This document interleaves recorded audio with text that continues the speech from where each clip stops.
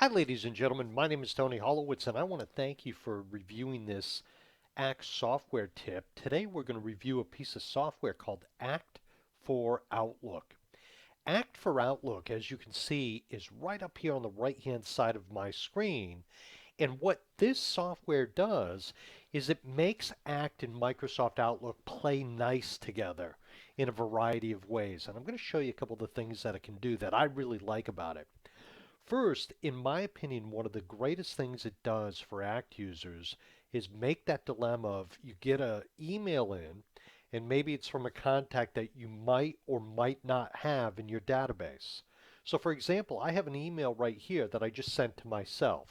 And by just simply putting the pointer on the email and clicking on the right mouse button, you have all kind of options of what you can do. Now, some of these options are built right into Microsoft Outlook, but some of them, as a longtime Act and Outlook user, you might recognize are unique because of this little piece of software called Act4Outlook.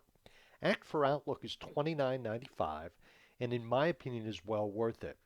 So first and foremost, the thing that I think is best about this software right off the bat is this. If you have an email, you can click on Create Contact in Act. And what this will do is look and see if that contact's already in Act, and if it's not, it will create a contact.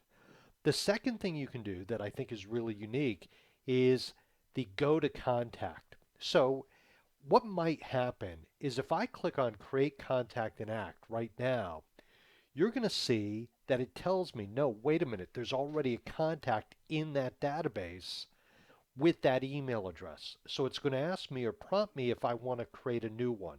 Generally, you don't want to do that, so I'm going to say no. But just to prove the next step, which I think is so excellent about this software, is this. Right now, I took you to Act just because I wanted you to see that I have a contact on the screen right now, Tom Brady. He's a fake contact, and I just wanted to show you this was him. Now, the contact that we actually have in Act that I've been working on is actually my own contact information. My email address is tony@tonytheteacher.com. And I'm in Act, obviously, as the what's called my record. But now that we know I'm in Act, and now that we know that we might want to work with that contact, this is the second thing that I think is really, in my opinion, the best part of this software. If I right click, I can either create the contact, which I already showed you, or I can go directly to the contact. Now, when I click on this, I'm going to take you back to Act, and you're going to see it's pulled up my record.